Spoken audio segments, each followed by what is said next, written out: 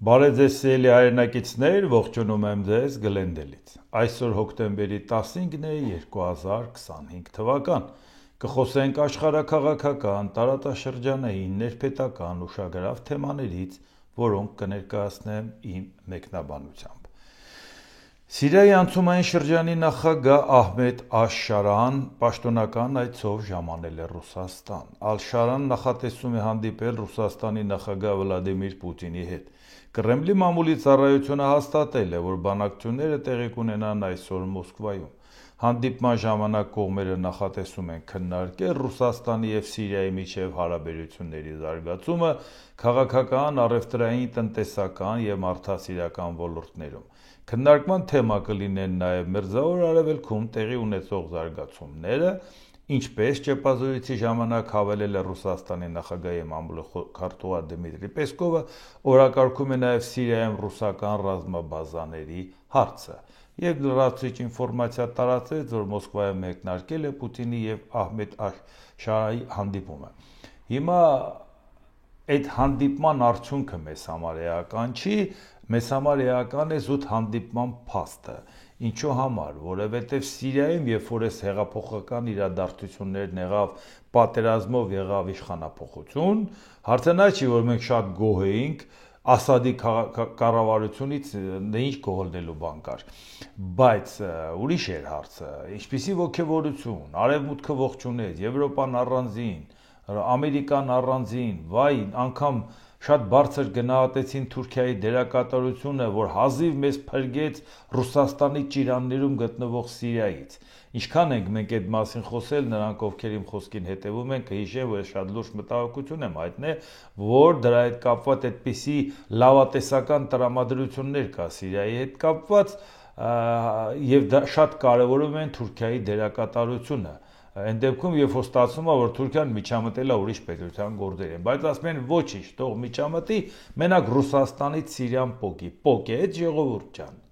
Նույնիսկ եթե Եվրամիությունն էր ողջունում, ասում են դա մեզ համար մտահոգիչ է։ Թուրքիայի դերի մեծացումը մտահոգիչ է մեր տարածաշրջանի համար։ Հիմա տեսեք,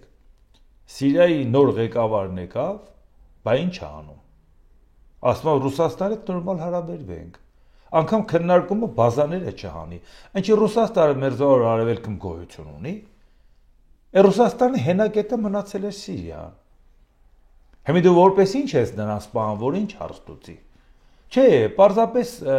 մեծ բան պետք չէր սպասել ահաբեկչական կառույցի ղեկավարից, որը որ այլ կերպարանքով եկավ իշխանության Թուրքիայի ազդեցության տակ։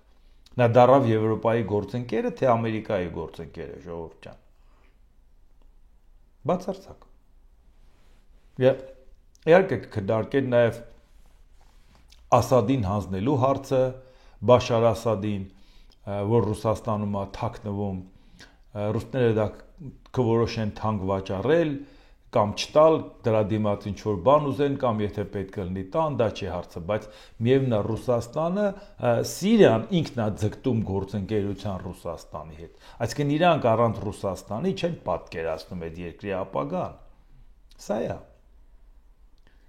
Ոնց որ մեր մոտ ասում են հեղափոխություն եղավ, այսա ռուսներին հանում ենք, հետո հեղափոխությունից հետո պարզվեց, որ տենց էլ հեղափոխություն չի եղել, մենք շարունակել ենք մնալ 5 տարի ֆորպոստ, հետո պարզվեց, որ Նիկոլ Փաշինյանն ավել է ռուսամետ, քան անգամ են ռուսամետները, որոնց դեմ պայքարում էր։ Էսա, ժողովուրդ ջան, սա մեզ անհանգստացնող է։ Սա անհանգստացնող է, որովհետև Ռուսաստանի դերն է կարևորում տարածաշրջանում, մի Ռուսաստանի, որը հակադրված է Արևմուտքի հետ։ Մի Արևմուտք, որը միամտաբար կարծեց, որ Թուրքիան ժողովրդավար Սիրիա է ստեղծելու, որը լինելու է իրանց գործընկերը։ Լա տեսեք, ինչ կանաչ ճանապարհ են բացել Սիրիայի առաջ։ Այդ ամեն ինչը լավ է, եթե բացել եք այդ պետության առաջ, բայց այդ պետությունը ձեր գործընկերն է դառնալու։ Դրա համար մենք այս ամեն ինչի ուշադրությամբ կհետևենք, որովհետև սա ավելի շատ մեզ է վերաբերվում, քան Սիրիային։ Սիրիան իր հարցերը կլուծի, մյուսները նույնպես։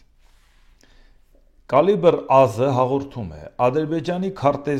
քարտեզագիրներ ասոցիացիան պատրաստել է Զանգեզուրի Միչանսկի քարտեզը։ Քարտեզը հիմնված է բարձրորակ արբանյակային պատկերների վրա, ասել է Ադրբեջանի քարտեզագիրներ ասոցիացիայի նախագահը։ քարտեզի վրա պատկերված են Ադրբեջանի եւ Հայաստանի տարածքների համապատասխան հատվածները, նշված են բնակավայրերը, ճանապարհները, գետերը, լեռները։ Սա նրա համար, որ Նիկոլ Փաշինյանը անգամ միջազգային ամբիոններից ասում էր, որ ասելով Զանգեզուրի միջանցք, դուք հայ ժողովուրդը դա շատ վատ է ընդունում որպես տարածքային պահանջ, մենք հարցնում ենք Զանգեզուրի միջանցք մեր փաստաթղթերում չկա,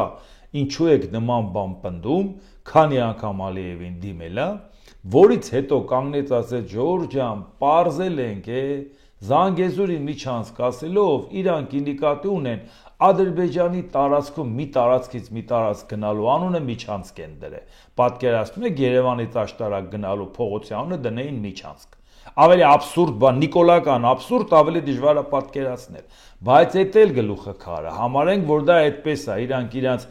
մայրուղու անունը դրել են միջանցք։ Բայց հարց, բայց դա իսկապես այդպես է։ Կամ ինչու պետք է մեզ չանհանգստացնի, եթե Զանգեզուր արտահայտություն որևէ աշխարհագրական տեղանուն Ադրբեջանի տարածքում չկա։ Մեզ մոտ ասում է, բա կարելի է Արարատի նկարը պատին փակցնել, բա դա մեր տարածքում չի, բա որ թուրքերը դժգոհ են։ Բա պետք է նրանց հույզերը հաշվի առնել, բայց մեր հույզերը հաշվի առնող չկա, մի Ադրբեջան, որի հետ մեզ ասում են խաղաղության ենք գնում։ Եվ մեկ էլ այդ մարդիկ ասում են Նիկոլ Փաշինյանը, որ ուզում է ձեզ խաբի, չի ստացում, նախ չի կարա Ալիևին պարտադրի, որ նա Զանգեզուրի միջանցք չասի, եւ երկրորդ չի կարա ձեզ բացատրի, որ դա վերաբերում է Ադրբեջանի տարածքի հատվածին ճանապարհի, ոչ թե Հայաստանի։ Վերցել են հատուկ քարտեզ են տպել։ Դուք հավատում եք, որ այդ ասոցիացիան քարտեզ է տպել առանց Ադրբեջանի իշխանությունների համաձայնության։ Տես միամիտ մարդ կա։ Սա նշանակում է իրանք ընդգծված ասում են Նիկոլ Փաշինյան, մենք քեզ միշտ ստորացնում ենք ու ստորացնելու ենք, դու մի փորձի համոզես, որ դա այդպես չի։ Մենք քեզ ասում ենք Զանգեզուրի միջանցք, դու գլուխդ կախ պետք է ընդունես, որ դա Զանգեզուրի միջանցք է, ու մենք քեզ տարածքային պահանջ ենք ներկայացնում։ Կարող եք կանգնել ասել մենք խաղաղություն ենք ուզում, դա մեր նախաձեռնությունն է, բայց եթե խաղաղության պայմանագիրը սահմանադրությունը չփոխես ու դրա հետ կապված մենք պայմանագիր չստորագրենք, նշանակում է դու խաղաղություն չես ուզում, ու այդ ժամանակ պարզ չի ով է ուժեղ։ Այդ նույն բանը նույն Ալիևը չի ասե, օգոստոսի 8-ից հետո չի ասե, բա ինչ եք հեքիաթ պատմում։ Դե իմը պատասխան տվեք, քարտեզի վրա Հայաստանի տարածքն է գծած։ Ադրբեջանով գալիս է, Հայաստանով անցնում է։ Դե կանգնեք ասեք, տես բան չկա։ Այդ իրանց տարածքին է վերաբերվում։ Բա դրա համար մենք չենք հավատում Ալիևին։ Գիտենք, որ այդ մարդը ստախոս է։ Բայց Փաշինյանն ասում է, չէ, մենակ ինքը չի ստախոս։ Փաշինյանն ինքն էլ է ստախոս, Ժողովուրդ ջան, ինչու եք մենակ Ալիևին մեղադրում։ Ինչ հաուժները չի պատում, Փաշինյանին էլ ստախոս ասեք։ Մարդը հենց պարզ ձեր աչքի առաջ ասում է դա Հայաստանի տարածքին չի վերաբերում։ Տպում ասում են Հայաստանի տարածքին է վերաբերում։ Դա նշանակում է, որ նրանք տարածքային պահանջ են մեզ ներկայացնում։ Բայց դրանց խաղաղությանը ո՞նց հավատանք։ Ու նաև զինաթափվենք։ Ինքնանք է զինվեն։ Թուրքիայի նախագահ Ռեջեփ Թայիփ Էրդողանը զգուշացրել է, որ Իսրայելի կողմից հրադադարի խախտման դեպքերն ամենամեծ սպառնալիքն են նոր ստորագրված խաղաղության համաձայնագրին, նույնիսկ այն դեպքում, երբ նա միացել է ԱՄՆ նախագահ Դոնալդ Թրամփին աննախադեպ միջազգային վերահսկողության ներքո աջակցելով Գազայի հրադադարին։ Ուշադրություն, սա էլ առանձնապես Գազային չի վերաբերում, սա ուղղակիորեն վերաբերվում է մեզ, որովհետև Տրամպի միջնորդությամբ ու այդքան պետությունների ղեկավարների ներկայությամբ քառակոմ փաստաթղթի ստորագրության պարագայում Թուրքիայի նախագահը չի հավատում խաղաղությանը։ Բա եթե չեմ սխալվում, ոնց որ մեզ էլ էին ասում, բա Տրամպի վկայությամբ փաստաթղթին ինչու չեք հավատում։ Իրանք հավատում են։ Այդ թուղթը ստորագրողը հավատում է, որ ուզում եք մեզ հավատացնեք։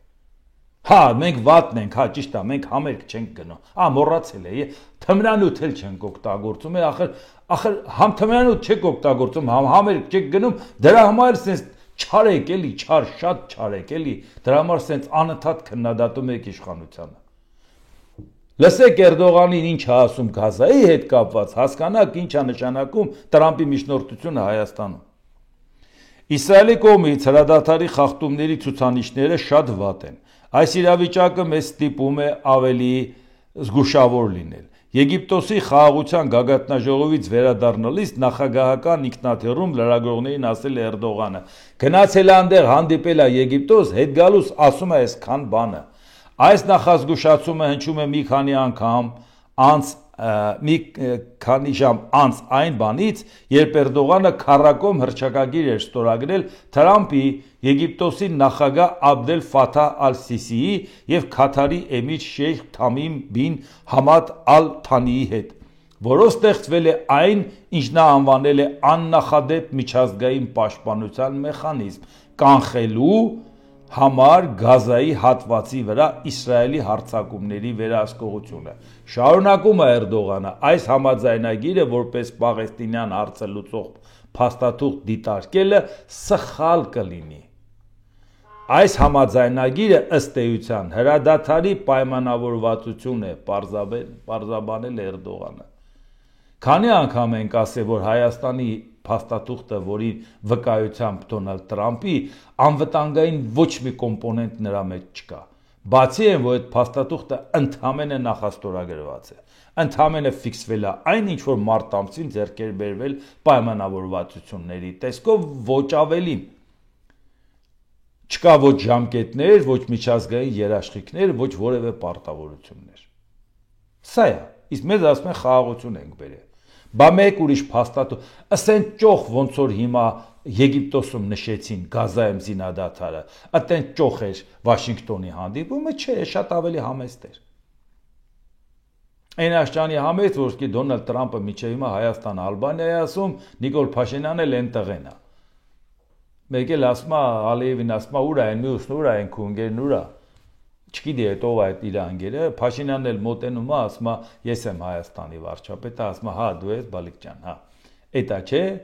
դրանով ենք մեզ խաղաղություն ապահովելու։ Դրանով է որ ժողովրդին ասում ենք հերիքա խաղաղությունա, մոռացեք ամեն ինչի մասին, հանգիստ նստեք տեղներդ եւ գնացեք ծափ տվեք, թռչկոտեք։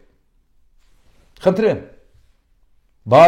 Էրդողանը ձեր կուրքն է։ Էրդողանը բացատրում ասում է, այս թղթերին մի հավատացեք։ Սա խաղաղության փաստաթուղթ չի։ Անպայման պետք է ուրիշի վրա լինի, որ հասկանանք։ Բա դրամ էլ ուրիշն ինչ որ կատարում է, ձեզ ասում ենք, որ այդ ամբողջը վերաբերում է ուղղակիորեն նաև մեզ։ Պենտագոնի ղեկավար Փիթ Հեքսեթը հայտարարել է. ԱՄՆ նախագահ Դոնալդ Տրամփի Գազայի հատվածում խաղաղության նողված ջանքերը տեսանելի կլինեն նաև Ուկրաինայում։ Աշխարհը տեսավ, որ մեր նախագահը խաղաղության նախագահ է, որը ձգտում է խաղաղության միաժամանակ աջակցելով նրանց, ովքեր կանգնած են ԱՄՆ-ի կողքին։ Սա այն է, ինչ մենք տեսել ենք Գազայում, եւ սա այն է, ինչ մենք հույս ունենք տեսնել Ուկրաինայում, ասել է Հեքսեթը։ Միևնույն ժամանակ Պենտագոնի ղեկավարը ընդգծել է, որ խաղաղությանը կարելի է հասնել միայն ուժի միջոցով։ Իհարկե Դոնալդ Տրամփը, որը որ պաշտպանության նախարարությունը վերանվանում է պատերազմի նախարարություն, մի քիչ դժվար է ասել, որ ինքը խաղաղության նախագահն է, բայց շատ երջանիկ կլինենք, որ ինքը գնա այս տարբերակով, որ խաղաղությունը պետքա պարտադրել ուժի միջոցով։ Բա ամբողջ օրը դրա մասին ենք խոսում, էլի, որ պետք չի խաղեր տալ օկուպանտների հետ, պետք չի խաղեր տալ ագրեսորների հետ, պետք չի կարոտի մասին խոսել Հյուսիսային Կորեայի ղեկավարի հասցեին, պետք չի կարոտով արտահայտվել Լուկաշենկոյի հասցեին, թե ընդամենը մի քանի օգու բանտից արձակելա, դրա համար շռայլել Դոնալդ Տրամփի տրամաչափի պաշտոնյայի այտենց հաջողախոսություններ։ Պետք չի Պուտինի մասին sense եսի ինչեր ասել իմ ընկերն է եւ այլ այսքոմ, հետո հասկանալ, որ դա չի խաղաղության ճանապարհը։ Հիմա եթե գոնե կվերադառնան այս վերջին նախադասությանը, խաղաղությանը կարելի է հասնել միայն ուժի միջոցով, որտեղ Ամերիկայի Միացյալ Նահանգների պարագայում այլ տարբերակը աշխատող չի։ Պետք չի արժեզրկել Ամերիկայի աշխարհաքաղաքական դիրքը։ Երկար սխալներից հետո նոր համոզվել դրանում։ Իսկ ինչ վերաբերում է խաղաղության Նոբելյան մրցանակին, ամբողջ օրը նորից այդ մրցանակը հանձնելուց հետո դեռ ամբողջ աշխարհը դա է քննարկում։ Այնքան է իր թուլությունը ցույց տվել Դոնալդ Տրամփը, որ դարձել է այս մարդուն Լեոնիդ Բրեժնևը, որ որևէ աֆրիկյան երկիր ասում էր բյուջեն փող կա, ասում են չէ, հեսա գնանք մի հատ Բրեժնևի հետ հանդիպենք, մի հատ Ամերիկային հայհոյենք, փողերը վերցնենք գանք։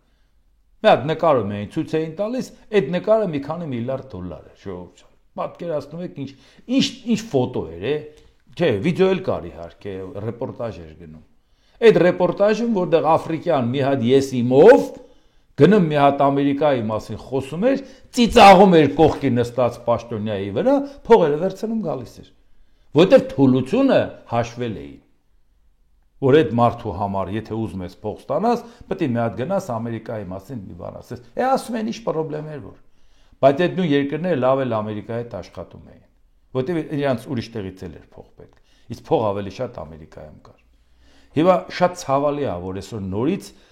խոսքը գնում է հիմա 26 թվականի Նոբելյան մրցանակի մասին։ 26 թվականի Նոբելյան մրցանակ թող Ուկրաինայի պատերազմն ավարտի, ամբողջ աշխարհով դուրս գանք փողոց, ասենք այդ մրցանակը տվեք իրան։ Բայց ինչի եմ ասում, ամեն մի միջին տրամաչափի երկրի ղեկավար մտածում է, թե ոնց Սիրաշահի, թե ոնց քայլեր անի Դոնալդ Տրամփի հետ հարցեր լուծելու համար։ Արգենտինայի նախագահ Խավիեր Միլեյը Դոնալդ Տրամփին նամակ է հանձնել, որում հայտարարում է ԱՄՆ առաջնորդին Նոբելյան խաղաղության մրցանակի առաջադրելու իր ծրագրի մասին։ Ի նշան իմ խորին հիացմունքի ես ցանկանում եմ անձամբ ձեզ առաջադրել Նոբելյան խաղաղության մրցանակի աշխարհում խաղաղության հասնելու գործում ձեր ունեցած ակնառու ներդրման համար, ասվում է նամակում։ Գիտեք ինչն է ցավալի, որ այդ Նոբելյան մրցանակը տվել են հոկտեմբերի 10-ին, այսօր 15-ն է,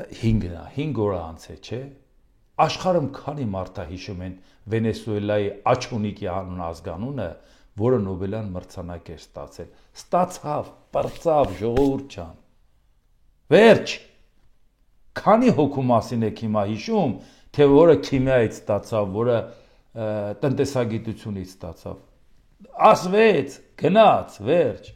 Չի կարելի թույլ տալ, որ Ամերիկայի Միացյալ Նահանգների նախագահը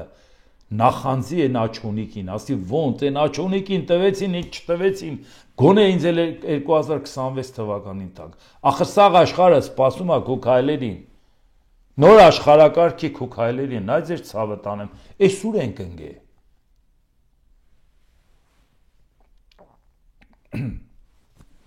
ԱՄՆ նախագահ Դոնալդ Տրամփը հրապարակել ներողություն սեփական պատկերով ԱՄՆ պետդեպարտամենտի պաստառը։ Նախագահ Տրամփ, խաղաղության նախագահ Տրամփը 8 ամսում 8 պատերազմ է դադարեցրել։ Կամբոջա, Թայլանդ, Կոսովո, Սերբիա, Կոնգոյի Դեմոկրատական Հանրապետություն, Ռուանդա, Պակիստան, Հնդկաստան, Իսրայել, Իրան, Եգիպտոս, Եթովպիա, Հայաստան, Ադրբեջան, Իսրայել, Համաս։ Այս 8 ամսվա մեջ այս 8 պատերազմը դրա համար իրան պետքա խաղաղության մրցանակ տալ։ 9-րդ ամսվա մեջ ինչ է ասվելու։ Ուկրաինական պատերազմը ավարտած չի լինելու։ 9 ամսում 9 խաղաղությունը հաստատված, 9-րդն էլ հարսուկեսուրների պատերազմը դադարեցվելու է։ Վերջ, ժողովուրդ ջան, մինչև 2026 թվական այդ պատերազմը Դոնալդ Տրամփը աշխարհում կկանխի։ Դե ուրիշ պատերազմ չկա, ինչ հազորով կռիվ չի սկսելու, հետո դադարացնի։ Լայվ մեր մոլորակը ինչով է զբաղված, լա ինչքան խնդիր ունենք, ինչով ենք տարված։ ԱՄՆ ներկայացուցիչների պալատի խոսնակ Մայք Ջոնսոնը հայտարարել է, որ ինքը եւ Իսրայելի քնեսետի խոսնակ Ամիր Օհանան կպնդեն, որ հաջորդ տարի խաղաղության Նոբելյան մրցանակը ստանա նախագահ Դոնալդ Տրամփը։ Ես հպարտությամբ եմ հայտարարում, որ իմ ընկերոջ Իսրայելի քնեսետի խոսնակի Օհանայի հետ, որը մեր կոնգրեսի համարժեքն է, մեկնարկելու ենք համատեղ նախագիծ աշխարհի տարբեր երկրների խորհրդարանների խոսնակներին եւ նախագահներին միավորվելու համար նախագահ Դոնալդ Տրամփին հաջորդ տարվա խաղաղության Նոբելյան մրցանակի համար համատեղ առաջադրման համար հայտարարել է Ջոնսոնը։ Ոչ ոք երբեք այսքան չի արժանի եղել այդ մրցանակին եւ դա օբյեկտիվ փաստ է։ Բա ժողովուրդ ջան, իսկ մենք ինչեր ենք սպասում, որ Միացյալ Նահանգների նախագահը պետք է աշխարհի համար անի, որ վերականգնի Ամերիկայեն հեղինակությունն ու դիրքը, որին ուղղակի երեք բոլորից շատ նաև Հայաստանում են սպասում, էլի, որովհետև եթե ուժի դիրքից աշխարհը բաժանելու խնդիր առաջացավ, մենք հաստատ մեր տարածաշրջանի ուժերը չենք։ Դա նշանակում է ավելի քան երբևէ եւ ավելի քան մյուսները մենք շահագրգռված ենք, որ Ամերիկայի Միացյալ Նահանգները ուժի դիրքով օկուպանտների խաղաղություն պարտադրի եւ այնքան ուժեղ գտնվի, որ պաշտպանի թույլի իրավունքը։ Այս սա է Միացյալ Նահանգների դերակատարությունը։ Իսկ հիմա նայենք Ռուսաստանի ակտիվությունը, ես Սիրիայի հետ կապված ասեցի, չէ, բայց հիմա Ռուսաստանի հետ կապված մենք գիտենք նաև ինչ է կատարվում, պատերազմի հարցում ինչքան այնքը լռվել ինչ խնդիրներ ունի, բայց այդ Ռուսաստանը իր դերակատարությունը հետևողական քայլերով մեծացնում է Հայաստանում, ու այնպես չի, որ մեր իշխանությունների թողտվությամբ չի կամ համաձայնությամբ չի։ Ռուսաստանի փոխարտգործնախարար Միխայիլ Գալուզինը հայտարարել է Ռուսաստանի առաջարկը Երևանին եւ Բաքվին խաղաղության համաձայնագրի ստորագրման հարթակ տրամադրելու վերաբերյալ մնում է ուժի մեջ։ Ակնհայտ է, որ մեր ծրագրերը կյանքի կոչելու համար դեռ շատ անելիքներ կան։ Մենք պատրաստ ենք Երևանին եւ Բաքվին տրամադրել անհրաժեշտ ողջ օգնությունը մնացած տարաձայնությունները հաղթահարելու համար, այդ թվում համաձայն Ռուսաստանի, Հայաստանի եւ Ադրբեջանի ղեկավարների եռակողմ հայտարարությունների, ասել է Ռուսաստանի փոխարտգործնախարարը։ Ինչ եռակողմ համաձայնություն։ Եռակողմ համաձայնությունների հետ կապված Հայաստանը դրանից հետո գնում է Ամերիկայում պայմանավորվում է, բայց գալուց հետո այտենց էլ չհրաժարվեց այդ փաստաթղթերից, որոնք որ ստորագրվել են Ռուսաստանի, Ադրբեջանի եւ Հայաստանի միջեւ։ Ասել է, որ այդ փաստաթղթերը հիմա չի գործում, այս կողմ են կողմ, բայց հարց, եթե Գալուզինը նման բան է ասում, բա ով պետք է Գալուզինի տեղը դնի, ասի ձալը ձեր գործերով զբաղվեք, հա։ Մենք մեր հարցերը լուծում ենք։ Ամերիկայի հետ պայմանավորվել ենք, ինչ եռակողմ փաստաթղթեր, եթե մենք հարցը Ամերիկայի հետ ենք լուծում։ Բա ով պետք է դա ասի։ Ես ասում եմ, բա մեր պետության անունից ով պետք է ասի, Ռուսաստանից պաշտոնական տեսակետ է հնչում, որ մենք հարթակ ենք տրա։ Իսկ մի հատ հարց, խաղաղության փաստաթուղթը չի ստորագրվում մի պայմանով, պատճառով, որ Ադրբեջանը պայման է դնում։ Հայաստանն էլ ասում է, այդ պայմանը ընդունելի չի։ Դա էլ չի ստորագրվում։ Հիմա Ռուսաստանը, որ միջնորդ է հանդիսանում, այդ հարթակը որն է, միած սեղան են դրել 3 հատ ջուր, ինչ ասել է հարթակը տրամադրել։ Դուք կարողանում եք ձեր միջնորդական առաքելության, որ այսքան կարևորում եք, Ադրբեջանին համոզեք կամ ճնշում գործադրեք, ինքը հրաժարվի իր նախապայմանից։ Առավել ևս, որ պայմանագրի մեջ կետ է համաձայնեցված, որ այս պայմանագրի կատարման հետ կապված խոչընդոտ չի կարող լինել ներպետական օրենսդրությունը։ Բարա, արա նայեք ձևը սովորենք, ասենք հա հալալա Ռուսաստանը այդքան սխալ բան արեց, այս մեկը ճիշտ արեց։ Որն է այդ ձեր ջանքերը, որ երկու կողմերը մեկը չի ընդունում Ադրբեջանի պահանջը, այն էլ ինչի չի ընդունում։ Մնացած բոլոր պահանջներն ընդունել է։ Այս մեկը հանրակրվեի հետ է կապված, ոնց ընդունի։ Հանրակրվեի հետ կապված է, որ չգիտի այդ հանրակրվեն կարողանա անցկացնի թե չէ։ Դրա համար ասում լաս սպասեք մի հատ ընտրվենք, որ հանկարծ եթե հանրակրվեն չկարողանանք անցկացնել, գոնե իշխանությունը չկորցնենք։ Չգիտեք ինչի համար է ինքը դա մերժում։ Քանի կետ է եղել, որ Ադրբեջանը պահանջել է, Հայաստանը հերթով կատարել է։ Անգամ 17 կետանոց փաստաթղթի մեջ ինչ Հայաստանը առաջարկություն արել էր, նրանք մերժել էին, Հայաստանն ընդունեց այդ կետերը հետ քաշեց։ Եվ նրանց ներկայացած պահանջները ընդունեց։ Անգամ այն աշճանի, որ Եվրոպայի ծասին ողջունում ենք Հայաստանի համարձակ զիջումները, որ մենակ գնան խաղաղության պայմանագրի, որը տեղի չունեցավ այդպես էլ։ Հիմա սա է հարցը։ Ռուսաստան, ով ես դու, հիմա որ դու պետք է երկու միջնորդական ջանքերը առաջ բերես, եթե Հայաստանի իշխանությունների համաձայնությամբ չի, ոնց որ Սիրիայի իշխանությունների օրինակը ձեզ բերեցի։ Շարունակությունը նայենք։ Միխայիլ Գալուզին, Մոսկվան գոհ է Երևանի եւ Անկարայի միջև երկխոսության ակտիվացումից, որը սկսվել է Ռուսաստանի օգնությամբ։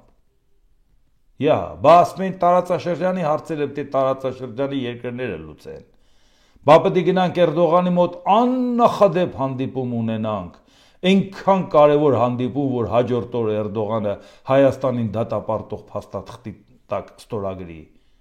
Այդքան աննախադեպ հանդիպում էր։ Հիմա Ռուսաստանն ասում է միջնորդությամբ եք Թուրքիայի հետ հարաբերությունը կարգավորել։ Բա Փաշինյանն ասում է տարածաշրջանի բավոր ուժեղները չլնեն, բա մենք մեր հարաբերությունները մեր հարևանների հետ չենք կարգավորելու։ Հիմա դե կանգնի Գալուզինին ասա, հոխելքդ չես գցե։ Ոնց ենք մենք, ոնց կարող է Նիկոլ Փաշինյանի եւ Էրդողանի ոտեր նգնելու արանքում որևէ միջնորդ լինի։ Նա առանց միջնորդ անխոչնդոտ ընկել է Էրդողանի ոտերը, չէ, պարզվում է միջնորդել է Ռուսաստանը, որ գնա Էրդողանի ոտերը ընկնի, ժողովուրդ ջան։ Այս է նույն Ռուսաստանն է, որ Սիրիայից իբրտե հանեցին, Թուրքիան մտավ, հիմա Թուրքիայի միջնորդությամբ Սիրիան գնում է Ռուսաստանի դուռ։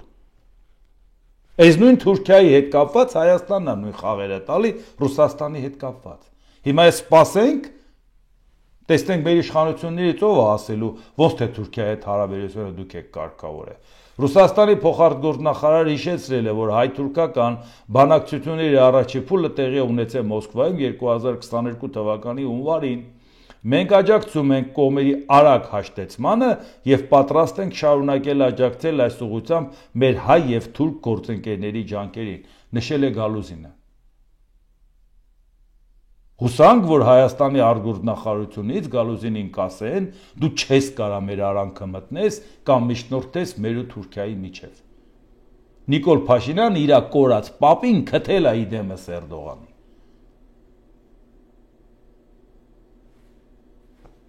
Բայց տեսնում եք, չէ՞, այս ամեն ինչը։ Տեսնում եք այս աննախադեպ ակտիվությունը Ռուսաստանի։ Եվ այդ ամեն ինչը դառնալու է մեր առաջիկա ընտրությունների օրակարգ։ Եվ հիմնական խաղացողները տեսեք ովքեր են։ Ռուսաստանի համար գլուխ ջարդողները։ Ռուսաստանի գլուխն են ջարդում համաշխարհային ասպարեզներում։ Բայց մեր երկրում Ռուսաստանի իրար գլուխ են ջարդում, թե ով թե Ռուսաստանին ծառայի։ Չեռնագորիայի վարչապետ Միլոկո Սպայիչի հետ համատեղ մամուլի ասուլիսում Եվրոպական հանձնաժողովի նախագահ Ուրսուլա ֆոն դեր Լեյենը հայտարարել է. Գիտեմ, որ դուք վճռականորեն տրամադրված եք մինչև 2028 թվականը դառնալ Եվրամիության 28-րդ անդամը։ Դա հավակնոտ է, բայց մեզ դուր են գալիս հավակնությունները, եւ մենք գիտենք, որ Չեռնագորիան կարող է դրան հասնել։ Այո, հարավսլավյան մասերի բաժանվեց, այո, պատերազմներ տեսավ, այո, հազար ու մի խնդիրներ եղավ, մինչև այսօր շատ կոնֆլիկտներ կարգավորված չեն, բայց այդ մարդիկ հետևողական գնում են, որ դառնան Եվրամիության անդամ։ Բա ովքեր էին ասում, որ Եվրամիությունն իրանց սպառել է, ովքեր էին ասում, որ շուտով կքանդվի, կքայքայվի, Չեռնագորիան, որ իր աշխարհագրական դիրքով գտնվում է Եվրոպայի սրտում, այդ ամեն ինչին տեղյակ չի։ Որ կանգնի ասի, բա մեր ինչին է պետք դառնալ Եվրամիության անդամ այս քանդվող կառույցի։ Չենք ուզում մի հատ հասկանանք ինչա կատարվում։ Բայց այդ նույն բանը հենց մենք ասում ենք Հայաստանի ապագան Եվրամիությունն է, ասում են դե լավ է, էսա այսօր եկուց քանդվելու է, ինչի հետևից է կընկե։ Առավոտից իրիգու ասում են քանդվելու է, բայց առավոտից իրիգու գլուխ են ջարդում, որ այդ տարածք մտնեն։ Թուրքիան, որ այդքան մեծ դիրք ունի, մտածում է, ասում է, լավ գոնե հիմա ինձ ընդունեք, ասում են, չէ, դու շատ անհուսալի գործընկեր ես, որ դու ելնես ներսում, գոնե դրսից հարաբերվենք, ոչինչ, մի օր լավ, մի օր վատ, ներսում քեզ չի կարելի, դու այն երկիրը չես, որ քեզ ներս թողել, քեզ միայն ներս կարա թողի Հայաստանը, Եվրոպան վտանգներ ունի, վախեր ունի, Եվրոպան նույնիսկ եթե 450 միլիոն բնակիչ ունի, 85 միլիոնանոց Թուրքիային ներս մտցնել չի ուզում։ Բայց 3 միլիոնանոց Հայաստանն է ասում, վերջապես բացենք սահմանները, Թուրքիային մտցնենք, որտեղ մենք ինչ վախ ունենք։ Նիկոլի պապից մենք պետք է վախ ունենանք, ժողովուրդ ջան։ Բնեք։ Հիմա հաջորդ երկրներն են իրանց գլուխ ջարդում, մենակ Մոլդովան չի։ Լա Մոլդովան կարող ասեք Ռուսաստանի հետ խնդիրներ ուներ դրա համար։ Բա լավ հասկանանք, բա Չեռնագորիայի հարցը որն է, որ այսօր չի հրաժարվում այս մտքից, մտածելով որ աշխարհում գլուխները խառնել ինչ իմաստ ունի։ ԱՄՆ նախագահ Դոնալդ Տրամպը վերահաստատել է, հիասթափված է Ռուսաստանի նախագահ Վլադիմիր Պուտինից Ուկրաինայում շարունակվող պատերազմի պատճառով։ Լսեք, ես շատ հիասթափված եմ, քանի որ Վլադիմիրի հետ շատ լավ հարաբերություններ ունեինք եւ հավանաբար հիմա էլ դրանք մնում են այդպիսին։ Նա պետք է կարգավորի այս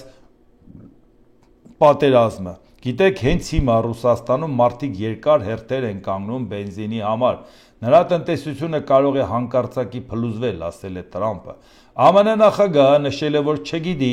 թե ինչու է իր ռուս գործընկերը շարունակում պատերազմը, որը շատ բացասական ազդեցություն է ունեցել իր վրա։ Նա 4 տարի է,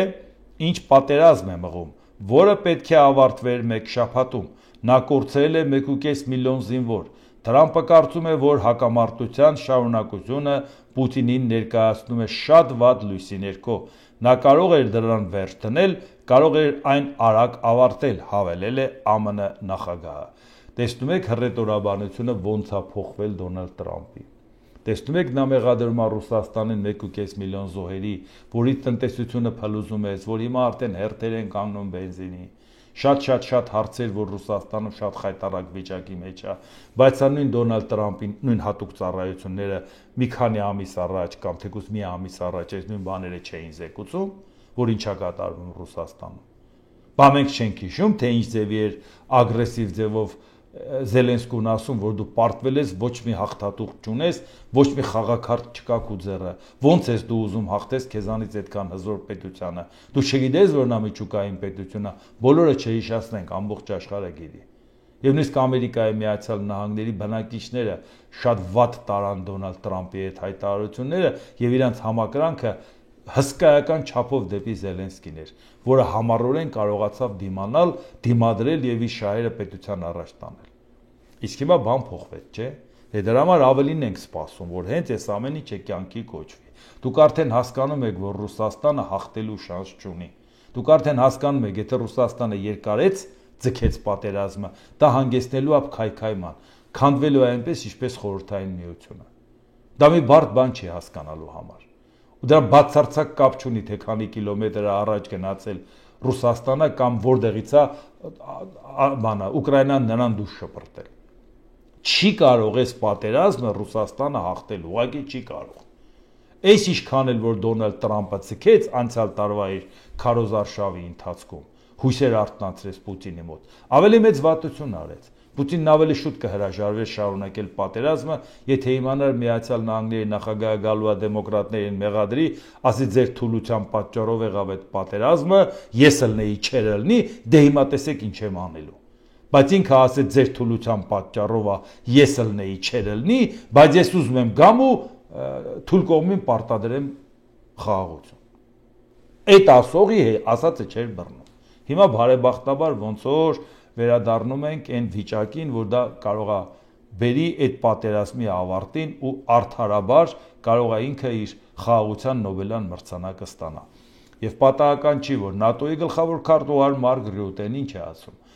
ՆԱՏՕ-ն ավելի ուժեղ է, քան ՌԴ-ն երբևէ կլինի։ Ռուսաստանի տնտեսությունը նույնիսկ Տեխաս նահանգի տնտեսությունից մեծ չէ։ Խնդրեմ։ Մարդիկ հասկանում են, չէ՞ դա։ Բա ասեք հիմա ասեք, բա ավելի շուտ ասեիք։ Ավելի շուտ ասեիք եւ հիմնավորեիք, որ Դոնալդ Տրամփը իմանար, այս ամիսները չկորեր, զոհեր չլինեին, հույսեր չարտնասներ Ռուսաստանի մոտ, որ այդ պատերազմը ինքը հնարավոր է հաղթի, որ տարածքային կորուստներ պետք է ունենա Ուկրաինան, որովհետեւ Ռուսաստանը ուժի դիրքերից է դա վերցրել։ Ուժերի հետ տենց պետք է խոսել, իրար ուզածը պետք է տալ։ Այսինքն ագրեսորին օկուպանտի արած քայլերը արդարացնել։ Բայց նույն Ռուսաստանի մասին է խոսքը, որ Հայաստանում ասում ենք, չէ՞ ինչա կատարվում։ Քաղաքական օրակարգը չենք տեսնում, ինչա։ Իսկ հիմա նայեք, ՆԱՏՕ-ի երկու նոր անդամները Ֆինլանդիան եւ Շվեդիան հայտարարել են, որ ԱՄՆ-ից լրացուցիչ զենք կգնեն Ուկրաինայի համար։ Այո, որտեվ Ամերիկան ասում է այլևս գումար չեմ տա, վաճառում եմ, ասում են վաճառում ես, մենք էլ առնում ենք։ Եթե չենք կարողանում գոնե Եվրամիության շրջանակներում կամ ՆԱՏՕ-ի շրջանակներում որևէ լուծում գտնենք ինչ-որ ձևով համակարգային ձևով դրանք ձեռք բերենք, մեր բյուջեի հաշվին ձեռք կբերենք եւ դա կտանք Ուկրաինային։ Եվ դա այն երկրներն են, որ այս պատերազմի պատճառով Ռուսաստանը իր սահմանները երկարացրեց ՆԱՏՕ-ի հետ ու շատ վտանգավոր դիրքի բերեց։ Եթե Ֆինլանդիան ունի ցամաքային սահման Ռուսաստանի հետ, բա Ուկրաինան չէ իր ուզում դառնալ, Ֆինլանդիան դառավ։ Այդ ինչա Ֆինլանդիան տենց շատ հեռու է, հա։ Նույն ձևի հարևան դառավ նաև Շվեդիան։ Ու պետք չէ ասել, որ Շվեդիան ցամաքային սահման չունի Ռուսաստանի հետ։ Շվեդիան անես դիրք ունի Բալտիկ ծովում, որ Ռուսաստանը լրջագույն խնդիր ունի Բալտիկ ծովում, որովհետև Շվեդիան հիմա ՆԱՏՕ-ի անդամ է։ Այն գերիշխանությունը, որ ուներ Ռուսաստանը, հիմա շատ խայտառակ վիճակում հայտնվեց։ Շատ ավելի վտանգավոր դիրք գրավում այսօր Շվեդիան, անգամ եթե նույնիսկ ցամաքային սահման չունի Ռուսաստանի համար։ Եվ ուշադրություն, Ռուսաստանն ասում էր, ով որ բերի զորքեր տեղակայի Միացյալ Նահանգների, ես դա կդարձնեմ օրինական լեգիտիմ թիրախ։ Բայց ինչի՞ չեն վախենում զենք առնեն Ուկրաինային տալ։ Բայց ինչի՞ չեն լեղապատար զենք առնում իրանց պահում։ Ըստ լոգիկայի պետք է նրանք վախեցած լինեին, չէ՞։ Ինչ են իրանք դառել ՆԱՏՕ-ի անդամ։ Ժամանակին չմիացող երկրներ էին։ Սկանդինավյան այդ 3 երկրներից Նորվեգիան հիմնադիր անդամ էր 49 թվականին 12 պետության ստեղծած, իսկ Ֆինլանդիան, Շվեդիան չէ, հələ գլուխներն էլ գովում են, որ հարևանների հետ բարիդարացիական հարաբերություններով ապրում են, ցանկություն էլ չունեն ՆԱՏՕ-ի անդամ դառնալու։ Սոցիալական պետություններ էին տարբեր հաշվարկներով մշտապես կամ հնգյակի մեջ էին կամ տասնյակի մեջ էին։ Հազվադեպ եմ հիշում, որ տասնյակի մեջ լինի, մշտապես հնգյակի մեջ էին որպես սոցիալական պետություններ։ Ֆինլանդիան, Շվեդիան էլ։ Բայց տեսան, որ Ռուսաստանը ինչ ագրեսիվ է, ասին հոп, մենք էլ ենք դառնում։ Դառան։ Ռուսաստանը վախացնում էր։ Լավ այդ փորձեք տեսեք ինչ են անում, ինչ արեց։ Դրանից հետո ասին այո, ամերիկյան զորքերն էլ պետք է մեր մոտ լինի։ Այո։ Որովհետեւ մենք ավելի ապահով մեզ զգանք։ Հիմա էլ ամերիկան զենքի փող չի տալիս, մենք փող կտանք, զենքը կառնենք կտանք Ուկրաինային։ Չենք վախենում Ռուսաստանից։ Օգնում ենք Ուկրաինային հաղթել Ռուսաստանին։ Այդ նոր անդամակցած պետությունները։ Դե հիմա մտածեք Հայաստանի ապագան ո՞րն է ժողովուրդ ջան, որ ասում ենք եվրոպական միության անդամակցությունից բացի նաև եվրոպական անվտանգության որևէ փաթեթ, որևէ ճկուն փաթեթ, եթե դե ֆորմալ առումով մենք ասենք անդամակցություն ՆԱՏՕ-ին մենակ նրա համար, որ ասենք մենք դա ենք պատկերացնում մեր երկրի ապագան, իսկ թե ընթացքում միջանկյալ ինչ տարբերակներ կունենանք։ Գիտենք, որ այդ միջանկյալը մեզ երաշխավորելու են հենց այդ նույն պետությունները, որոնք որ այդ կառույցների անդամ են։ Անպայման չի մենք անդամ դառնանք, որ մեզ աջակցեն։ Բայց չէ ենք այս ամեն ինչը թե ՆԱՏՕ-ի, թե Եվրամիության քայլերի հետ կապված բարբերաբար ուսումնասիրում։ Ու շատ դեպքերում ասեն, բա լավ, եթե սա չի, նա չի, բա ո՞րն է։ Ռուսին մերժում ենք, թուրքին մերժում ենք, ադրբեջանցուն մերժում ենք։ Չենք հավատում, որ անվտանգություն ա բերել Ամերիկան։ Շատ կուզենանք, որ բերի, բայց չենք հավատում, որ բերել է։ Այդ մենք լավ չենք աշխատել Ամերիկայի հետ։ Բայց գոնե Եվրոպայի հետ որպես համակարգ աշխատենք, սրա մասին է խոսքը։ Եվ հիմա նաև տեսնում ենք, որ Եվրոպայի անդամ պետությունը կարող է հակասություններ ունենա համընդհանուր ծրագրի հետ կապված, որը նաև ցույց է տալիս, որ անպայման չի, որ մենք Եվրամիության անդամ լինելով մեր հարցերը լուծենք։ Այդ ճանապարհը բռնելով անգամ մեր հարցերը կլուծենք։ Հունգարիայի արտգործնախարար Պետր Սիարտոն հայտարարել է. Դրուժբա խողովակաշարով նավթի մատակարարումները Հունգարիայի համար բացարձակ կարևոր են։ Այս պահին առանց դրուժբայի մենք ֆիզիկապես չենք կարող ապահովել մեր երկիրը։ Սիարտոն նշել է, որ իր պարտականությունն է Հունգարիային էներգակիրներով ապահովելը, իսկ առանց Ռուսաստանի դա հնարավոր չէ։ Հետևաբար ինձ դուրս չի գալիս այս հարցի նկատմամբ քաղաքական կամ գաղափարախոսական մոտեցումը, քանի որ էներգամատակարարումները նյութական հարց են, հավելել է նախարարը։ Իհարկե շատ սխալ է ասում, որ այսօր էներգամատակարարումները քաղաքական հարց չեն, որտեղ այդ քաղաքական շանտաժով է Ռուսաստանը աշխարհի հետ փորձում խոսել կամ Եվրոպայի հետ, որ այլևս իր մոտ չի ստացվում, որ այդ մարդիկ այդքան ծախսեր են անում, այլ տարբերակներ էին գտնում, այլ ընտրանքային։ Այո, խնայողության ռեժիմի տակ էլ մտան, այո, ինչ որ ժամանակ ավելի թանկ վճարեցին, բայց չկոտրվեցին այդ այլ ընտրանքը մանեկան, որովհետև իրանք մնացել են ռուսական էներգակիրների գերին, իսկ չէր կարելի գերի մնալ։ Իսկ Հունգարիան, որը որ համաեվրոպական ծրագրին դեմ էր գնում եւ խաղեր էր տալի Տրամպի հետ, անգամ Վիկտոր Օրբանը գնաց ընտրություններից առաջ գնաց հանդիպեց Տրամպի հետ, ես մեկուսացել եմ, փրկի դու ընտրվի, որ մեկուսացումից դուրս գամ։ Հիմա Տրամպը հասկացավ, որ իր գործընկերը հավաքական կուռ եվրոպական կառույցն է, անգամ ոչ թե միայն Եվրամիության, նաև Մեծ Բրիտանիան էլ հետ է։ Եվ այդ դեպքում արդեն հիմա պահանջ է դնում Տրամպը Հունգարիայի նկատմամբ։ Այս Հունգարիան, որ Տրամպի ընտրվելով իրան բարեկամ էր կարծում, հիմա պահանջը Տրամպը դնում է Հունգարիայի առաջ, որ խելքի եկեք։ Սա է ժողովուրդ ջան, որը մենք այդ ամեն ինչը պետք է հաշվի առնենք։ Իդեպ երբ որ Նիկոլ Փաշինյանը սովորելու հետ կապված ասում էր, կրթվել, մարդիկ հիշեցին Լենինին, սովորել եւ ասում են ի վերջո լավ է, առաջոք այդ կրթությունը լավ չի, իհարկե կրթությունը լավ է, բայց այդ ասողը, որ ինքը ինչի է հանգեցրել, ոնց է եկել պաշտոնի, գոնե ինքը սուս մնա, մարդիկ չհիշեն, էլի, ինչ էր ասածը։ Եթե դուք ունեք կրթություն, բայց աշխատանքը ձեզ չի փնտրում, ուրեմն ձեզ հարկավոր է 3 բան, առաջինը կրթություն, երկրորդը կրթություն, երրորդը կրթություն։ Հիմա այս ասում է այն մարդը, որը հրապարակում հավաքել էր ժողովրդին ու ասում էր այդ պաշտոնը ուզում եմ, ոչ մեկ իրան չէր առաջարկում վարչապետի։ Ու եթե դուք այդ պաշտոնը ինձ չտաք, ուրեմն կամ ես կլնեմ վարչապետ, կամ Հայաստանը վարչապետ չի ունենա։ Այս ձևի էր աշխատանքը քեզ փնտրում։ Վարչապետի պաշտոնը քեզ փնտրում էր, քուչեք ննգած քո հետևից ման էր գալի։ Բա ինչ 3 բան էր պակասում վարչապետ ուզածը ստանալու համար։ Հասկանանք։ 3 բան, այո։ Լինել անգրագետ, անպատասխանատու, որ ասես փագեք փողոցները, անգամ ատոմակայանի ճանապարհը, օդանավակայան եւ այլ։ Անգրագետ, անպատասխանատու եւ գավառամիտ զորբա։ Այո, պակասում էր 3 բան, այդ 3-ը Նիկոլ Փաշինյանը ունի։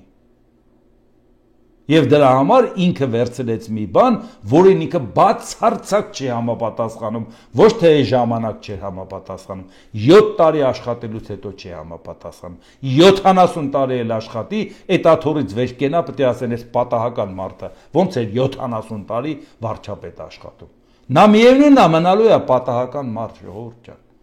Ու շատ ցավալի է, որ այս մարդը փորձում է օրինակ ծառայել։ Հիմա նորից հեծանիվ է քշում, որ օրինակ ծառ։ Եթե դու վատ կերպար ես, քո ցանկացած օրինակը հակառակ ազդեցություն է ունենում։ Մարդիկ կարող է վաղը հեծանվից զզվեն, մյուս օրը մի ուրիշ բանից զզվեն։ Եթե մի բան դու անում ես, դու վատ օրինակ ես ծառայում։ Դա մարդը չի ուզում անի, որ չի ուզում քո հետ ասոցացվի։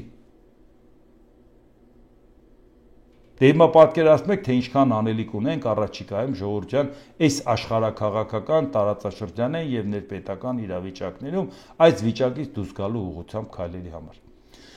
Թե ինչ այսօր այսքանը, եթե հավանեցիք, սեղմեք լայք կոճակը, բաժանորդագրվեք Էդվարդ Անտենյան YouTube-յան ալիքին, սեղմեք զանգակ կոճակը, գրեք մեկնաբանություններ, գրեք հարցեր, դիտեք եւ դատեք ինքներդ։ Շնորհակալություն։